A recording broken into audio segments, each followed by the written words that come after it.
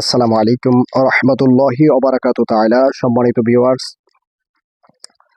আমি আপনাদের সম্মুখে একটা মুজাররফ একটা আমল নিয়ে উপস্থিত হয়েছি।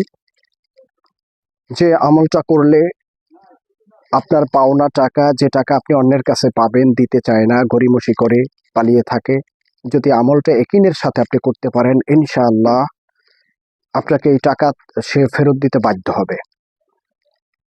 কি করতে হবে? প্রথমত আপনাকে 5 ওয়াক্ত নামাজি হতে হবে, আল্লাহর উপরে ভরসাওয়ালা হতে হবে যে সমস্ত ক্ষমতার অধিকারী আল্লাহ, আপনাকে মনে প্রাণে মেনে নিতে হবে। দোয়া কবুল করে নেওয়ালা আল্লাহ, এটা মেনে নিতে হবে।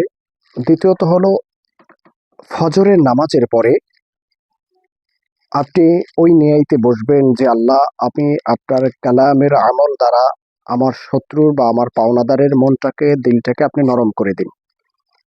এটা আপনি নিয়াইত করবেন মনে মনে, মুখে উচ্চারণ করাটা শর্ত না। তারপর আপনি ফজরের নামাজের পরে প্রথমত দুরুদ শরীফ পড়বেন 11 বার। দুরুদে ইব্রাহিম বা যে কোনো দুরুদ শরীফ আপনি 11 বার পাঠ করবেন। 11 বার পাঠ করার পরে একটা মুজাররব একটা দোয়া আছে, সেটা হলো লা হাওলা ওয়ালা কুওয়াতা ইল্লা বিল্লাহিল আলিয়্যিল আযীম। এই দোয়াটা আপনি 101 বার পাঠ করবেন। এই দোয়াটা 101 বার পাঠ করার পরে আবার শেষে 11 বার দুরুদ শরীফ পাঠ করবেন। যে কোনো দুরুদ ইব্রাহিম হোক বা অন্য কোনো দুরুদ হোক, 11 বার পাঠ করবেন। তারপরে আপনি আল্লাহ তাআলার দরবারে আপনার মনের ভাসনা নিয়ে, আপনার মনের আশা নিয়ে আপনি মোনাজাত করবেন।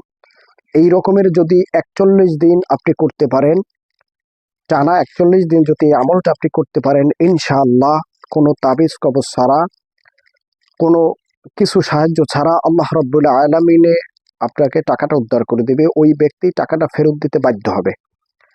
আসসালামু আলাইকুম রহমতুল্লাহি ওয়া বারাকাতুহু তাআলা।